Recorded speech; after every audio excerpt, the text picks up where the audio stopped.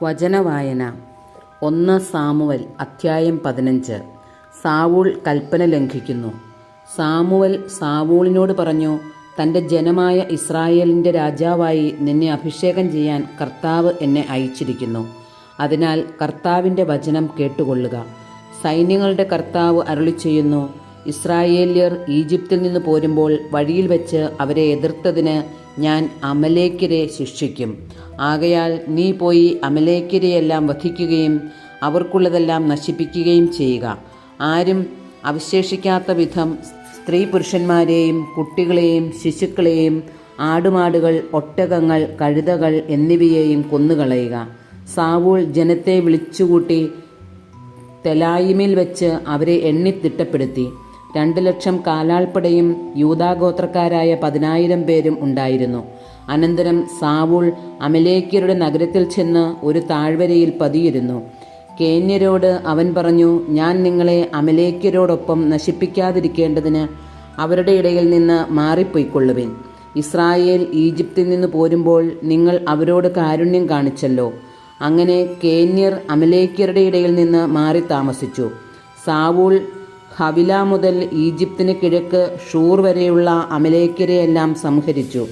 അമലേക്യരുടെ രാജാവായ അഗാഗിനെ അവൻ ജീവനോടെ പിടിച്ചു. ജനത്തെ അപ്പാടെ വാളിനിരയാക്കി. എന്നാൽ സാവൂളും ജനവും അഗാഗിനെയും ആടുമാടുകൾ തടിച്ച മൃഗങ്ങൾ കുഞ്ഞാടുകൾ എന്നിവയിൽ ഏറ്റവും നല്ലവയെയും ഉത്തമമായവയൊക്കെയും നശിപ്പിക്കാതെ സൂക്ഷിച്ചു. നിന്ദ്യവും നിസ്സാരവുമായവയെ അവർ നശിപ്പിച്ചു.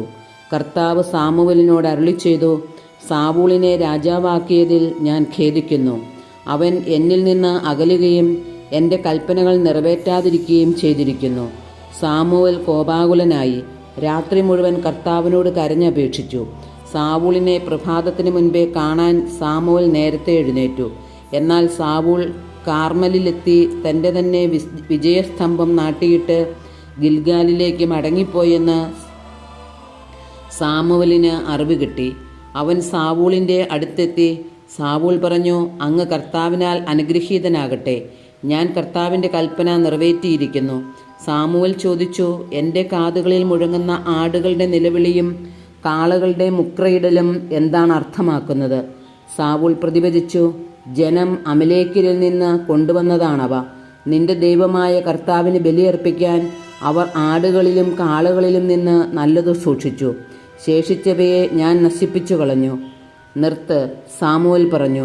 കർത്താവ് ഈ രാത്രിയിൽ എന്നോട് പറഞ്ഞതെന്തെന്ന് ഞാൻ അറിയിക്കാം. പറഞ്ഞാലും സാവൂൾ പ്രതിവചിച്ചു. സാമുവൽ ചോദിച്ചു, സ്വന്തം ദൃഷ്ടിയിൽ നിസ്സാരനെങ്കിലും ഇസ്രായേൽ ഗോത്രങ്ങളുടെ നേതാവല്ലേ നീ? ഇസ്രായേലിൻ്റെ രാജാവായി കർത്താവ് നിന്നെ അഭിഷേകം ചെയ്തു. പിന്നീട് കർത്താവ് ഒരു ദൗത്യമേൽപ്പിച്ചുകൊണ്ട്, പോയി പാപികളായ അമലേക്യരെയെല്ലാം നശിപ്പിക്കുക, അവർ നശിക്കുന്നതുവരെ അവരോട് പോരാടുക എന്ന് നിന്നോട് പറഞ്ഞു.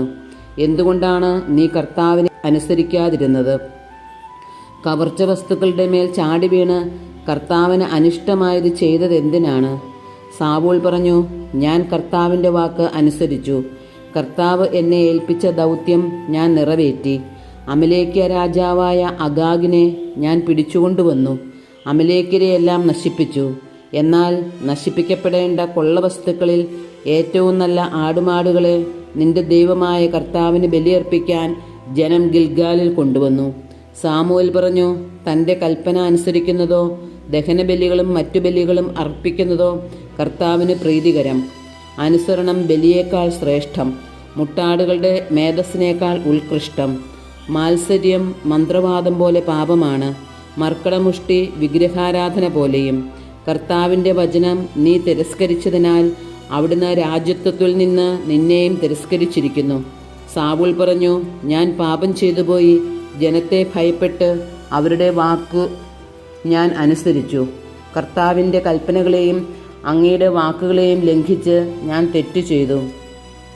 അതിനാൽ എൻ്റെ പാപം ക്ഷമിക്കണമെന്നും കർത്താവിനെ ആരാധിക്കുന്നതിന് അങ്ങ് എന്നോട് കൂടെ വരണമെന്നും ഇപ്പോൾ ഞാൻ അപേക്ഷിക്കുന്നു.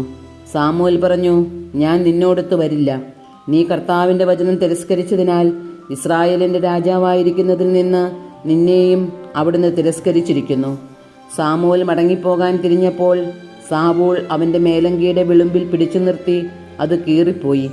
സാമുവേൽ പറഞ്ഞു, ഇന്ന് കർത്താവ് ഇസ്രായേലിൻ്റെ രാജ്യത്വം നിന്നിൽ നിന്ന് വേർപെടുത്തി നിന്നേക്കാൾ ഉത്തമനായ ഒരു അയൽക്കാരന് കൊടുത്തിരിക്കുന്നു. ഇസ്രായേലിൻ്റെ മഹത്വമായവൻ കള്ളം പറയുകയോ അനുതപിക്കുകയോ ഇല്ല. അനുതപിക്കാൻ അവിടുന്ന് മനുഷ്യനല്ലല്ലോ.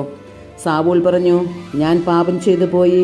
എങ്കിലും ഇപ്പോൾ ജനപ്രമാണികളുടെയും ഇസ്രായേല്യരുടെയും മുമ്പിൽ എന്നെ ബഹുമാനിച്ച് അങ്ങയുടെ ദൈവമായ കർത്താവിനെ ആരാധിക്കാൻ എന്നോടൊത്തു വരണമേ. സാമുവേൽ അവനോടുകൂടെ പോയി. സാവൂൾ കർത്താവിനെ ആരാധിച്ചു. അനന്തരം സാമുവേൽ കൽപ്പിച്ചു, അമലേക്യരുടെ രാജാവായ അഗാഗിനെ ഇവിടെ എൻ്റെ അടുക്കൽ കൊണ്ടുവരിക. അഗാഗ് സന്തുഷ്ടനായി അവൻ്റെ അടുക്കൽ വന്നു. മരണം ഒഴിഞ്ഞുപോയല്ലോ എന്ന് ആശ്വസിച്ചു. സാമുവേൽ പറഞ്ഞു, നിന്റെ വാൾ സ്ത്രീകളെ സന്താനരഹിതരാക്കിയതുപോലെ നിന്റെ അമ്മയും സന്താനരഹിതയാവട്ടെ. അനന്തരം സാമുവേൽ ഗിൽഗാലിൽ കർത്താവിൻ്റെ മുമ്പിൽ വെച്ച് അഗാഗിനെ തുണ്ടം തുണ്ടമാക്കി.